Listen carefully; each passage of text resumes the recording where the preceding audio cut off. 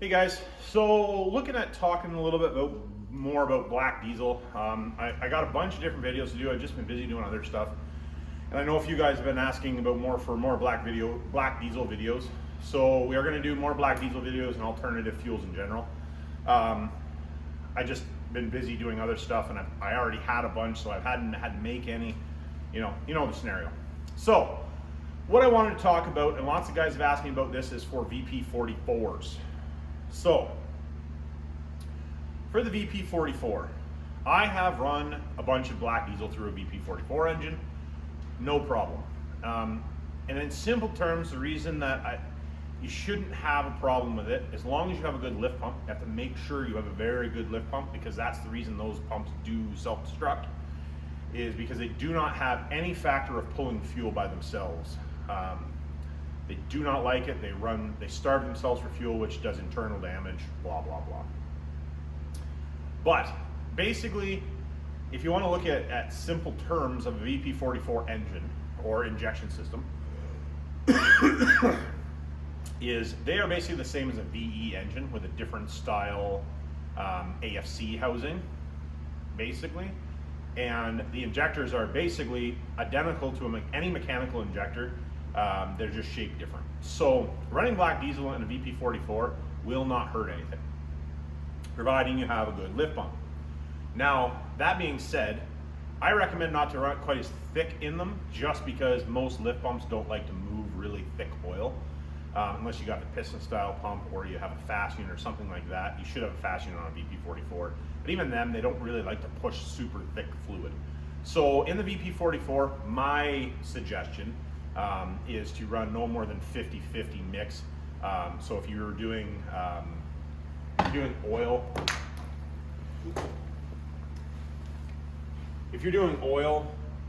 no matter what oil you're using, this is my opinion, do whatever you want. You know, and that's one of those things with the mixtures on these things, guys. Play around with it. You don't have to do exactly what I do. You can play around with it. I played around with it for many, many years. Obviously, if it's cold out, you're going to want to use a little less oil. Unless you're just doing the 50-50 mix, that probably doesn't matter.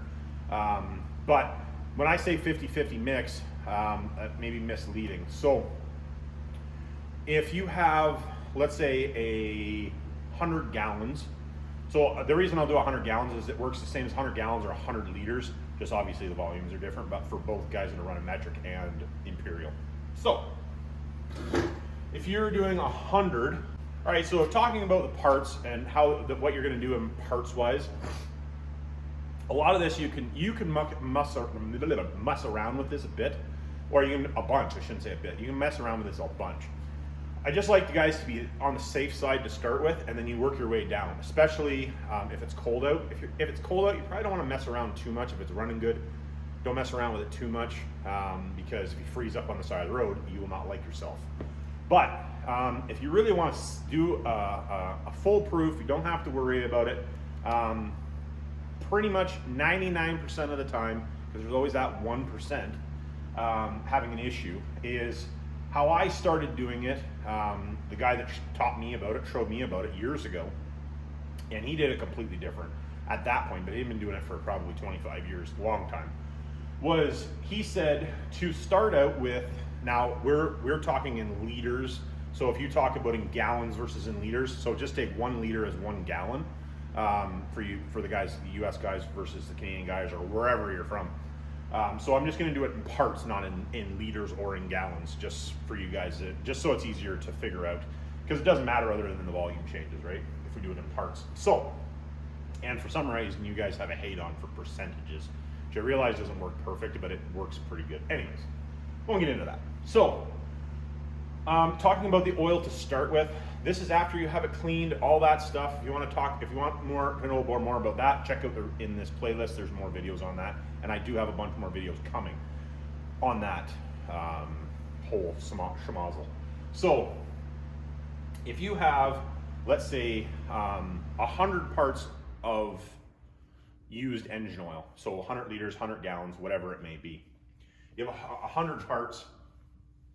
100 parts. I'm going to write parts on all of them just so you guys understand, of oil. Doesn't matter what oil you're working with, this will work pretty universally. 100 parts. I'm gonna add at least 10 parts to this oil right off the get-go of gasoline. Now the gasoline part, now if you live in a big city or somewhere there's a wrecking yard, or you know somebody that has a wrecking yard or something like that, if you can get your used gasoline, or you can get used gasoline or stale gasoline, lots of people call it, but used stuff, by all means, works perfect. Lots of guys run it that way. If you can get that, you can change this whole schmozzle up quite easily and change up the way that you mix it and all that stuff.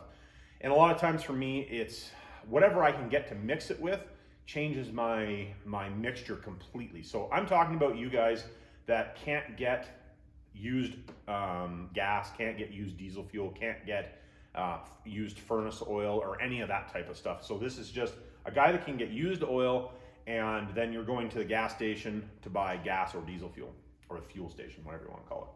So at a minimum, I am going to mix 10 parts to this. So you're going to end up with 110 parts, right? If I could write 110 parts of, let's say, black diesel, right? And this is after it's been cleaned, obviously. So you're going to end up with 110 parts. So let's say 110 liters or 110 gallons.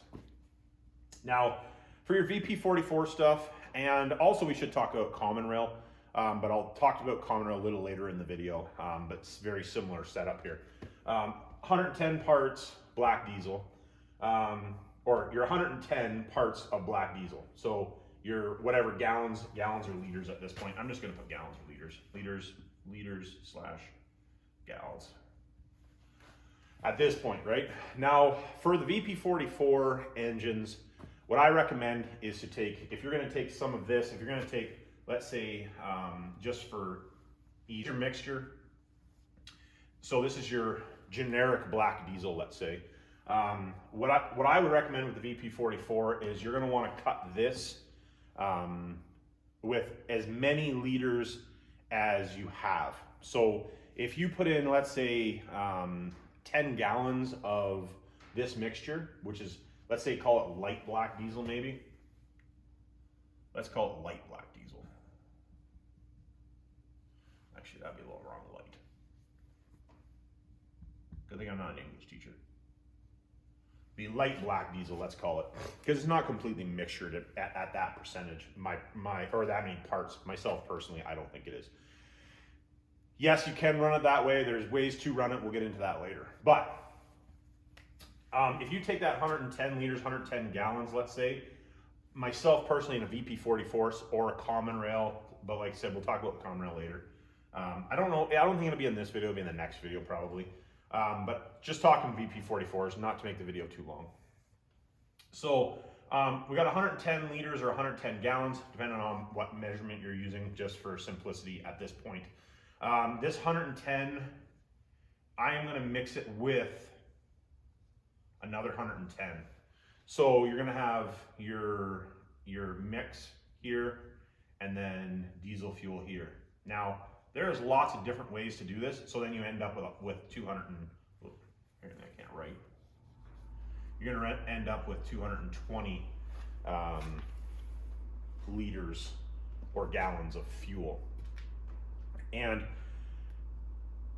if you do a mixture like this, you will never, ever, ever have a problem. Doesn't matter how cold it is, you know, any of that. And you can run this in any, let's say, less than anything that's not common rail per se. And then there is a few things that don't really like to run on it. But let's say for the most part, anything that's not common rail, you can do this mixture on. And basically your gasoline thins the diesel fuel out. That's literally its purpose, is thin the diesel fuel out. And then putting the diesel fuel in thins it out more, but it also it changes the whole factor of the diesel fuel, I guess. Or it makes it more into like diesel fuel. It's just a dark diesel fuel at that point. But still, you can still, you know, if you get if you figure if you have to buy, 110 gallons or 110 liters of fuel and you end up with double, you're talking 50%, or close to 50%, I guess, not quite 50%. But you're talking pretty close to 50% fuel cost. So if you're paying, let's say $5 a gallon, you're $2.50 a gallon. So it's one of those things. You can, there again, knock this mixture down, put more oil in, less diesel fuel. I like keeping the gas no less than that. You can ramp up the gas a little bit, put less diesel fuel in, because a lot of times gas is cheaper. As long as you keep lots of oil in there. So, it's one of those things. Is it bad to run it in a VP44? No. You just want to make sure that it doesn't get too thick. Make sure you have a really good lift pump, and make sure your fuel filters aren't plugged. If you clean this stuff properly, which I've seen lots of guys that don't clean it properly, but as long as you clean this stuff properly, it should be as clean or cleaner than the diesel fuel you're getting from the pump. So, it's one of those things. Now, something else that I did want to mention, when you guys mix the gasoline in, personally, I like to let that sit. So if it's been filtered and cleaned, I like to let it sit after you put the gas in it for at least 2 weeks, myself personally. And I always mix it, jostle it around or whatever, depending on how you're getting it. I know quite a few guys that I've dealt with or talked to, what they do is they get the oil in a slip tank, so a 100-gallon slip tank. What they do is they put 10 liters they put their gas in there first, and then they figure out, roughly how much, they know how much oil they're getting usually, because usually when you're going to pick it up, you can pick up whatever you have for containers. But I like to, they put the gas in there first and then put their oil in, and then as you're driving, it mixes up, and then they take it out of there and put it into their holding tank. Obviously, if you don't have a huge holding tank, that doesn't work.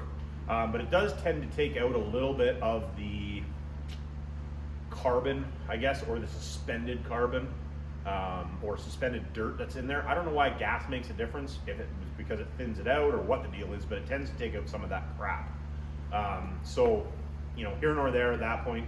If you have a really good filter, it doesn't really matter as long as it's been filtered properly to begin with. But I like to put the gas in first. Gas in first, or diesel in first, or a mixture of both. It depends on your rating you're getting for fuel, guys. That's the big thing is that lots of guys say, oh, how do I exactly do it? It depends on what you're getting for oil. It depends on what you're getting for gas. It depends if you're getting diesel fuel. It just depends. Everybody seems to have a different, sometimes you can get gas from a wrecking yard. Sometimes you can't. Sometimes you can get, used furnace oil, or you can get a good deal on diesel fuel or whatever. You do really need to play around with the mixtures. You just want to make sure with these things that they are kept, the fuel is kept very thin. So if you can get thinner oils for VP44s, better in my opinion. Completely up to you guys. Like, subscribe, hit me down in the comments. Remember, it's not rocket science.